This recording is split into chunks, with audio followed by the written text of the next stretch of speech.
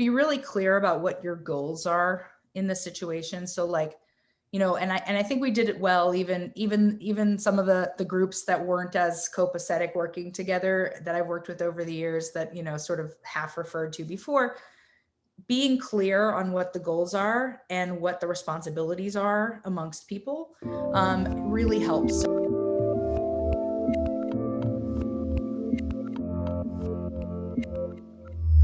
Hey everyone, this is Devin Miller here with another episode of the Inventive Journey. I'm your host, Devin Miller, the serial entrepreneur that's grown several startups into 7- and 8-figure businesses, as well as the founder and CEO of Miller IP Law, where we focus on helping startups and small businesses with their patents and trademarks. If you ever need help with yours, just go to strategymeeting.com and we're always here to help.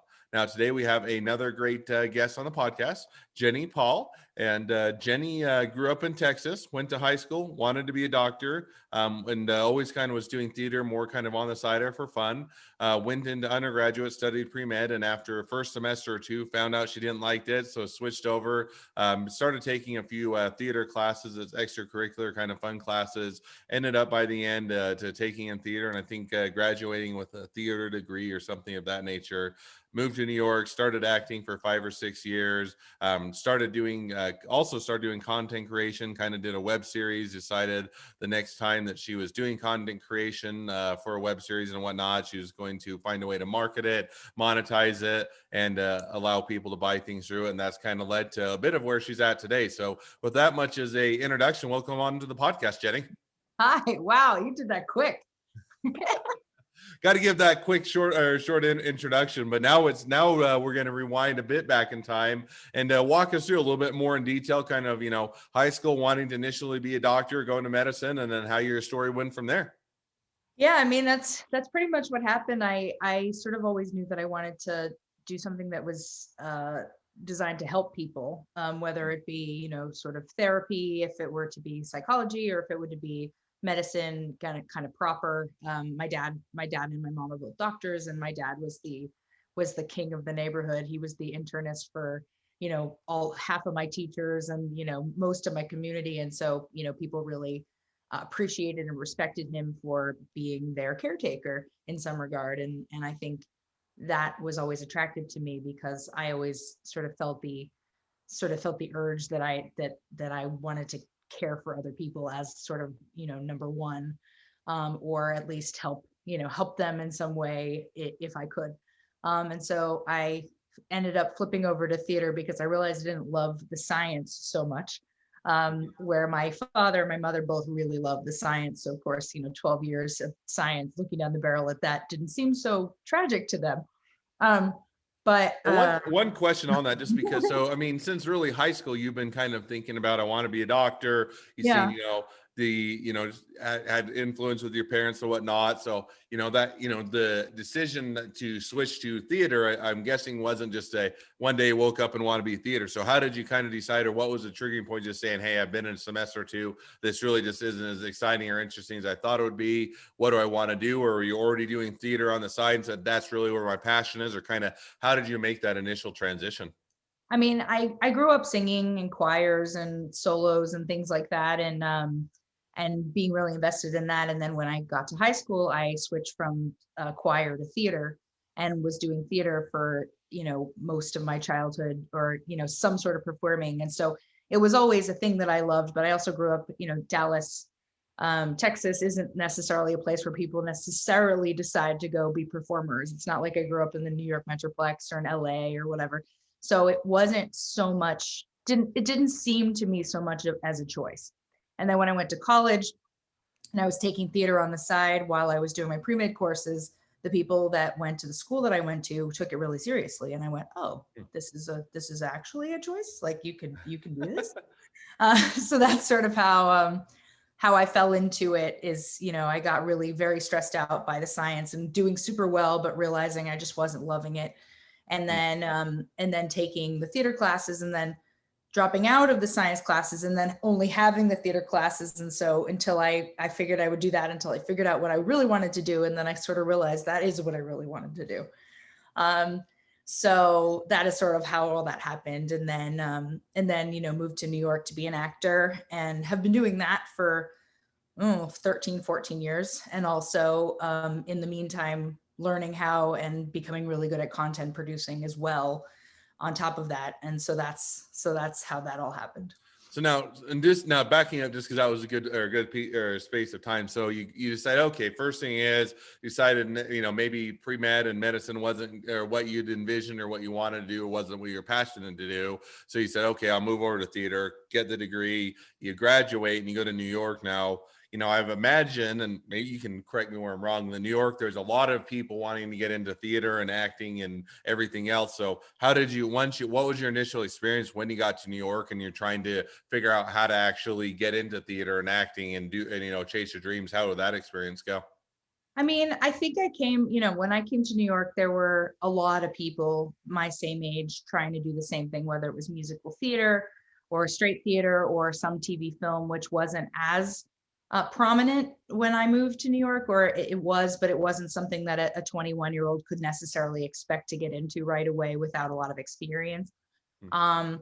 So, my experience was, coming to New York with kind of a full community of people that were excited to do plays and figure out how to do little things in the park. And so basically I sort of sought out anything that seemed interesting to me. I wasn't in the unions yet, so anything was sort of possible, and did a lot of little developmental plays and met playwrights and, screenwriters and designers and directors and producers, and anybody that I sort of clicked with found a way to do projects with. And so I think that that's sort of the initial experience of coming to New York. And I imagine it's still the same for people right out of school, where they find those little groups of people where they're making craft together that have, similar voices in the art.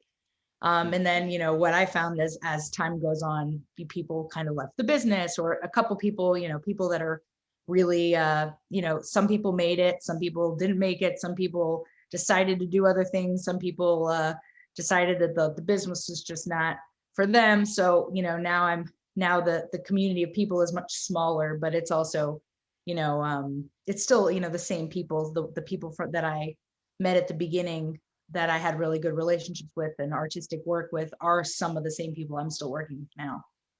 No, definitely makes sense. So you do that, and you did it, what is it, for 5 or 6 years?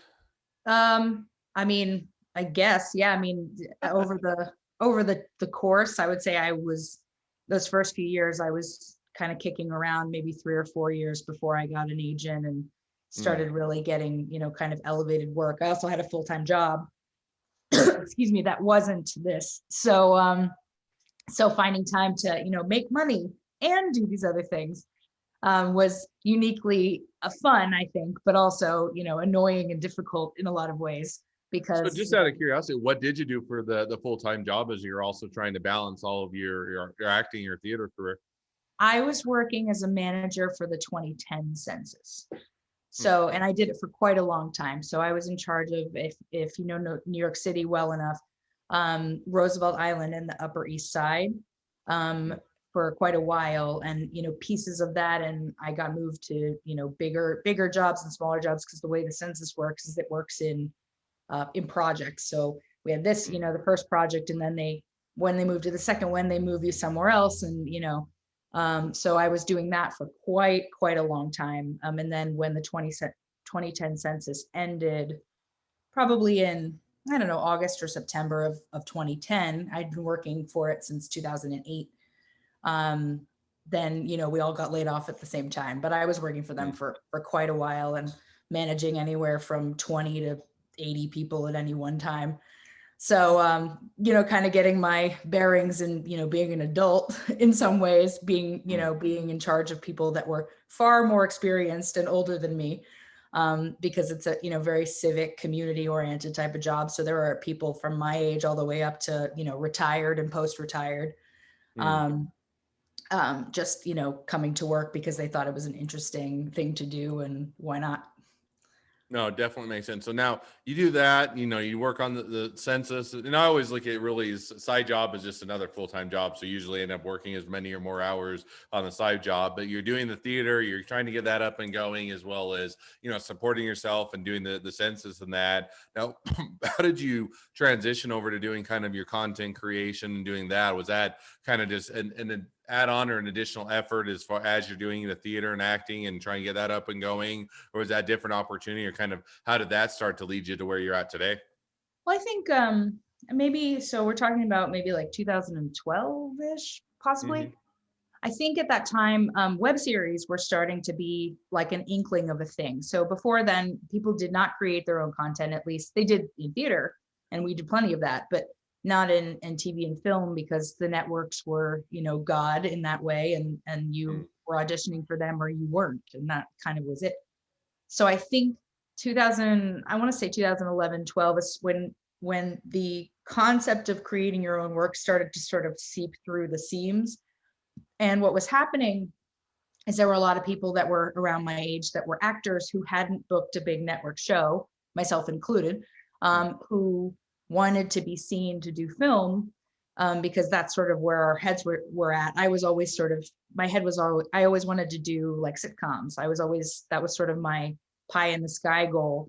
But there weren't a lot of opportunities to do camera work in New York, especially. But if you didn't have an agent, you weren't even getting auditions for these roles, much less getting seen for them. And so I sort of took advantage of that pretty quickly and said, well, if people are making their own content now and that's the new big thing, let's go. Let's make some content so that we have reel to show people, to get an agent, to get booked on television shows and things. And I teamed up with two other actors and one writer to create a show called That Reminds Me, that featured all of us in ways that we couldn't have sort of even imagined before this became a thing. So So I'm that's, yeah, that was sort of the beginning of the content creation hmm. chapter for me. No, I think one of the things you kind of learned, if I remember when we chatted a bit before, was say, you got into content creation, kind of started to explore that as a avenue to get your name out there, get your content out there, to, if you're not necessarily mainstream or a major actor that everybody knows, as a way to kind of showcase a little bit of your talents and that. Now you did the content creation. And I think one of the things you mentioned was, you didn't necessarily think about how you're going to monetize that initially, or how you're actually going to, have a return on that. So how did that kind of transition after you initially got into content creation to where, hey, I'm actually going to try and make a business out of this, or make an income, or actually, start to make it, or, have something more than just it is a being a hobby? I mean, I think at that point that the goal wasn't monetization, the goal was representation. So getting an agent, getting a manager, getting people to see, I'd been doing plays in New York for years, but none of the people that I grew up with that would have been, happy to come see me in shows lived in New York. I grew up in Texas. So, I wasn't able to, sort of show off my performance sort of talents to anybody other than the people in the immediate New Yorkosphere, unless somebody wanted to come up and see a show. So that original goal was not money. The original goal was, exposure. And then when I continued to make content for myself, for other people, help other people make their content, as the sort of genre grew and people started realizing that it was a good way to get their representation and to get, so I did get my agent from that show. Mm. So when people started figuring out that it was working, people started moving into creating their own content. And then it sort of became this thing where you could absolutely create your own content. Maybe you did a Kickstarter to get the funding for it that first time, whatever you did, but there wasn't really a way to keep it rolling if the product itself deserved to have a life rather than the people in the product. So you make, one season of a short sitcom and people are like, oh, this is really good. Where's season two? And you Mm. go, well, we can't afford that. We didn't think of that.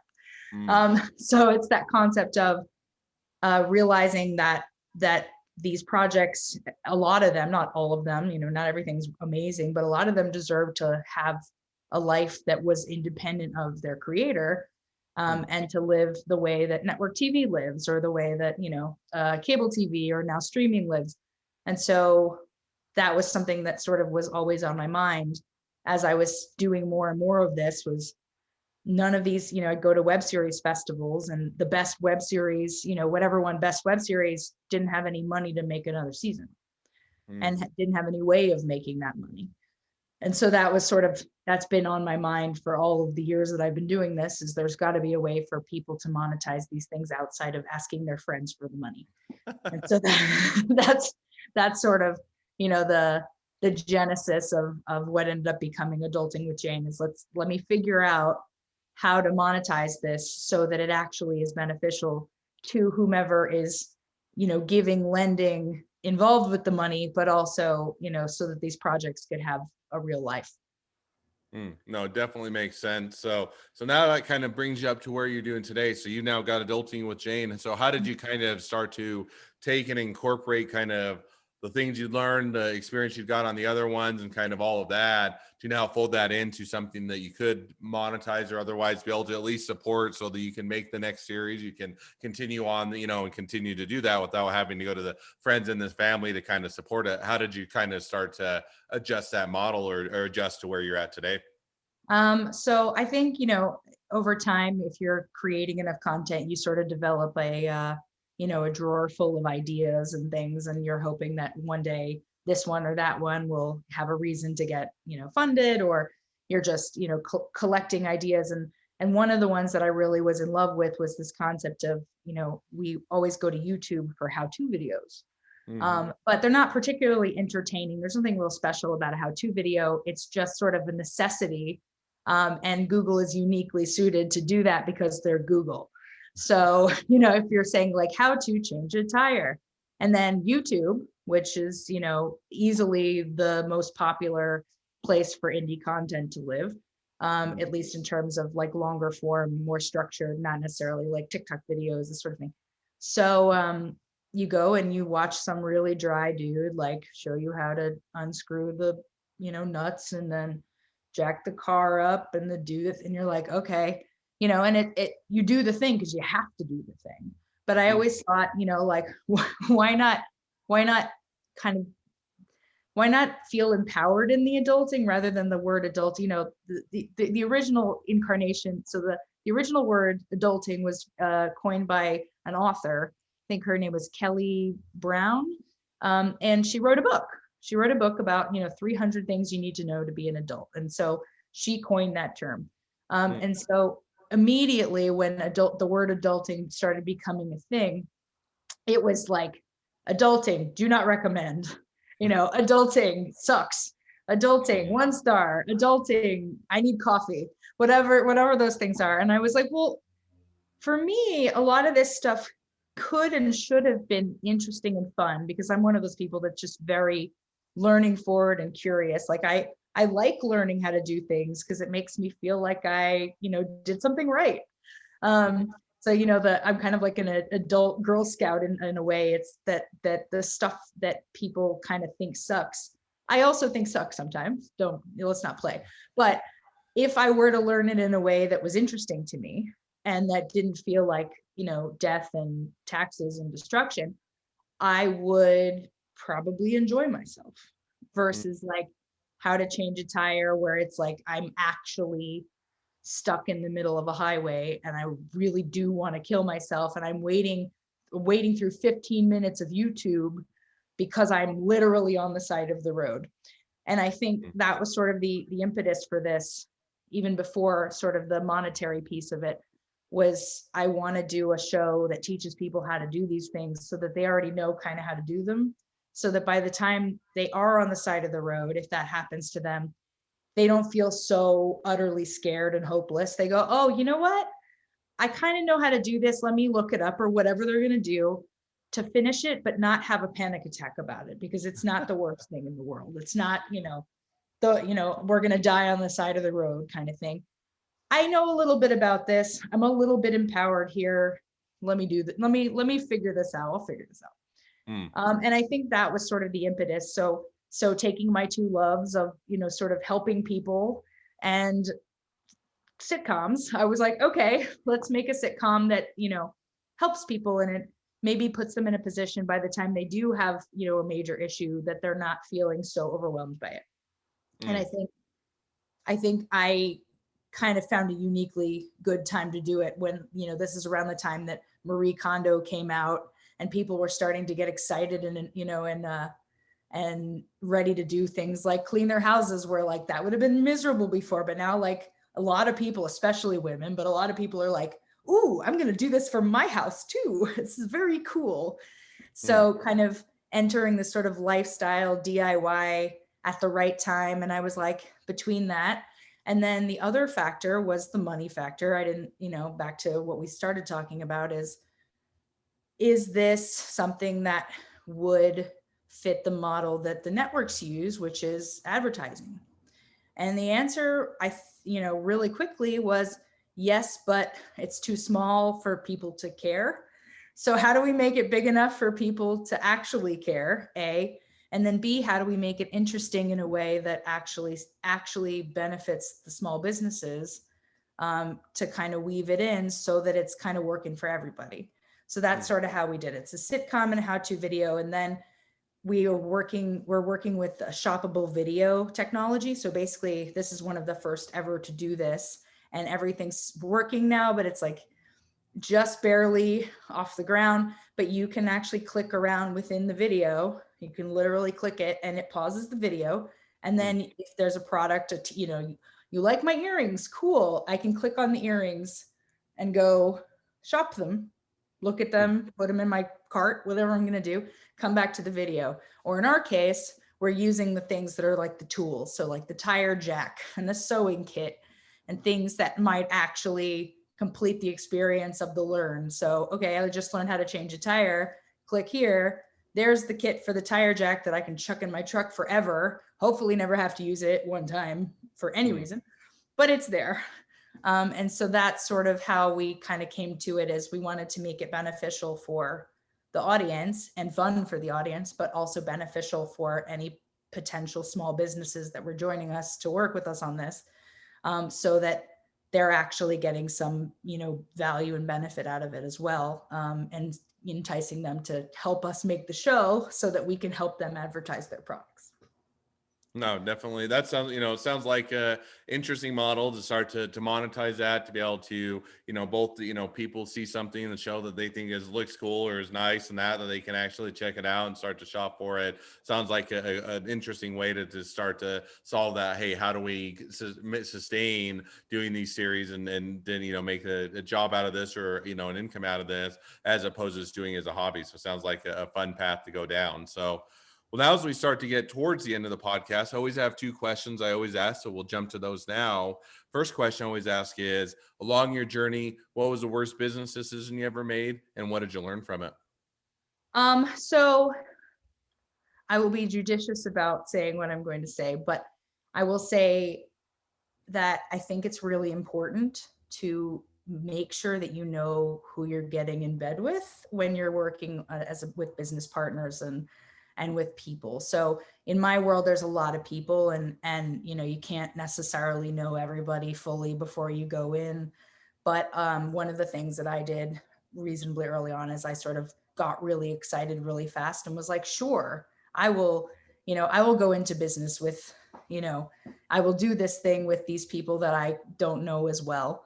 And I think if I had gone back, I would have said, like, let me figure out what I really want here, get to know the people that I'm working with, make sure we have a good working relationship, that we are, a good fit to work together, and all of that before I kind of jump whole hog in. So that's the thing I would say, is that, you know, I I wouldn't let my excitement get the better of my judgment in kind of jumping into things, is sort of how I would phrase it.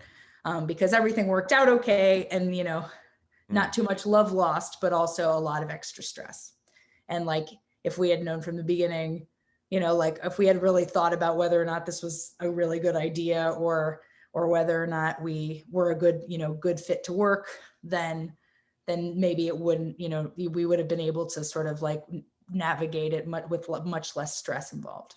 no, definitely makes sense. And, it's one of those, it's interesting how dynamic shift or things shift as you move from what would be friends or having worked together to now you're actually work or co-founders or working on the project together, and just how that is all adds an extra layer of complexity to where you may have a very good relationship with them outside of work or when you're co-workers or when you work together, but now when you're actually doing a project, who invests in what time and what money and everything else, it always adds that extra layer of complexity that always is one where you have to look as to how to make that beneficial or whether or not it makes sense. So definitely understand.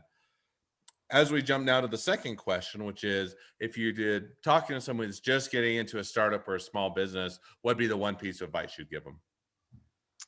Um, I think that, if one piece of advice would be to be really clear about what your goals are in the situation. So like, and I think we did it well, even some of the groups that weren't as copacetic working together that I've worked with over the years that, sort of half referred to before, being clear on what the goals are and what the responsibilities are amongst people really helps. So, that first series that we were all super really excited to do this. And then, we're rolling and we're rolling. And then, and we all realized that the whole point of this thing was exposure. But we were all getting very disappointed that, we weren't finding more audience or we weren't finding a way to find money. And we were able to take a step back at some point in the middle of all of that and say, wait, whoa, whoa, whoa, that wasn't the goal. The goal was to have exposure for the art. So if you can look at that and say, okay, actually we succeeded in quite a lot of the ways that we wanted to succeed. And I think that was really important. And I wish we had clarified it for ourselves sooner, because we were getting real wrapped up in what was working, what wasn't working, where we actually did do the thing that we intended to do and we did it quite well. So, I think that's the big thing is come in with the understanding and make sure that everybody at least is somewhat on the same page of what the goal is, so that, when you hit it, that you haven't done all of it for naught. And when you're in the midst of all of this, whether you're a startup and you're growing and you're going through all the growing pains and all the things, you can look back and say, hey, actually, we did really, really well here. Like, this was really, really excellent. And having those positive benchmarks, and so that you can have, mini celebrations as you're, trucking and pushing and huffing and puffing and doing all the things you need to do. You can look back and say, like, no, we're doing well, and kind of keeping a little bit of that optimism, because when you're knee deep, neck deep in a startup, whether it's going to last forever or whether it's just to do a show, everything feels overwhelming. No, and I definitely agree with that. And it's always very easy when you get into it that you always have the next thing that needs to be done, the next fire that needs to put out, the next thing you need to do to grow or to income or anything else, which is all true. And you should focus on that, but remembering the milestones, but also to savor those a bit and actually take the time to reflect back and look at it, I think is one that's important, because otherwise you'll start to forget, why you got into this and why it's fun and why you actually wanted to do it. So to, reflect back and savor those times are definitely, I think, a good point as well. Well, as a reminder to the listeners or to the audience, we are doing the bonus question where we'll talk a little bit about intellectual property. So for those of you who want to stay tuned for the bonus question, definitely invite you to do so. Otherwise, as we wrap up, thank you again, Jenny, for coming on. It's been fun and pleasure to hear your journey. And for all of you that are now listeners, if you have your own journey to tell, we'd love to have you on. Just go to inventiveguest.com and apply to be on the podcast. A couple more things as listeners. One, make sure to click subscribe in your podcast player so you know when all of our awesome episodes come out. And two, make sure to leave us a review so new people can find out about us as well. Last but not least, if you ever need help with patents, trademarks, or anything else with your business, just go to strategymeeting.com, grab some time with us to chat. So with that, now as we transition, we always enjoyed the bonus question where we get to talk about one of my favorite topics, which is intellectual property and patents and trademarks and whatnot. It's also fun to always kind of flip the tables and have somebody else ask me the questions instead of me asking the questions. So with that, I'll turn it over to you, Jenny, to ask your top intellectual property question. So, I guess, over my time with film and TV stuff, I guess maybe my biggest question is twofold. At what point is it appropriate or is it needed to copyright a script of some sort or a concept? And more specific to me, do you have to both copyright the script and the final product, and what are the benefits and disadvantages of doing that in terms of what's actually, I've been through a lot of things in my time where somebody kind of stole an idea, but it was like different enough that they could do whatever they want. So Mm. what are the best things to do, best practices and expectations? Yeah, I mean, that's certainly a bit of a complex. So I'll give you kind of the general answer. And there's always, any attorney's going to say, well, it depends, and give you all the caveats. But I'll try and give you a bit of a substantive answer. I mean, with copyrights, which are a bit different than patents and trademarks, copyrights are a bit more unique in the sense that you do have inherent rights to your creative work as soon as you, what they call, put it in a tangible medium. So if you write it down, or if you put or take the picture, you do the sculpture, you film the movie, whatever it is, upon doing that in a tangible medium, meaning you get it out of your head and you actually write it down, so to speak, you have inherent rights to the copyright. Now, a lot of times the reason why you're going to register the copyright is a couple fold. One is that you're wanting to establish the date so that it's not in question, hey, at least by this date I created it. So nobody can come and say, well, I did it first. And then you're in a battle of, well, no, I created it first. No, I created it first. Because yes, you may have created it first, but now you have to prove that. If you register the copyright, at least by that date, you can say I registered it. The other reason a lot of times you'll get it registered is, let's say you have really good proof. So you're not as worried, okay, I can really very easily say, oh, hey, I made this by this date. A lot of times when you go to enforce a copyright is the other time you'll register the copyright. And that's usually to do with damages, which is, hey, if I'm going to, somebody ripped off my work product, somebody ripped off my script or my movie or whatever it was, and they're causing me to lose a lot of money, or they've otherwise made a lot of money off of it that I should be getting as compensation, then in order to go enforce that in court, you have to register the copyright in order to get a lot of those damages. And so you have a lot greater ability to go after damages and get recoup money if you have it registered. So usually one of the reasons is register it early so that you can establish that date. The other one is, if you're going to go and enforce it, you got to make sure to register. So those are kind of the two triggering points. There, beyond that, is kind of when a lot of times I look at it, the other question you hit on was kind of, let's say I have an initial script and then I keep working on it and I have a final script, or I wrote the rough draft of the book and then I'm polishing the book and I add an extra foreword or a preface or something of that nature, an index or anything of that. Well, then what you register in your copyright is what's protected in the copyright. So a lot of times you'll either do one of two things. If you're not as worried, you may just wait until you get the final work so you don't have to spend the copyright to do both of them. Or if you're saying, hey, I'm going to go and take the script, I'm going to shop it all around, I want to, a lot of people are going to see it, and I want to make sure it's protected, you may do that initial rough draft so that you have that on file. Once you finish it and finalize it, you file a separate copyright just to capture that final work. So that's a lot of times a couple of the different approaches you take. Does that answer your question? Does that make sense? Yeah, I think so. All right.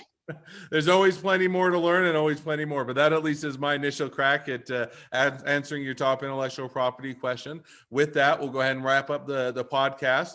Appreciate you again, Jenny, for coming on. Now, if you or any of the listeners have any other questions, always feel free to go to strategymeeting.com, grab some additional time with me to chat, and definitely can go through your questions and more in depth. But with that, we'll go ahead and wrap up the podcast, and wish the next leg of your journey even better than the last.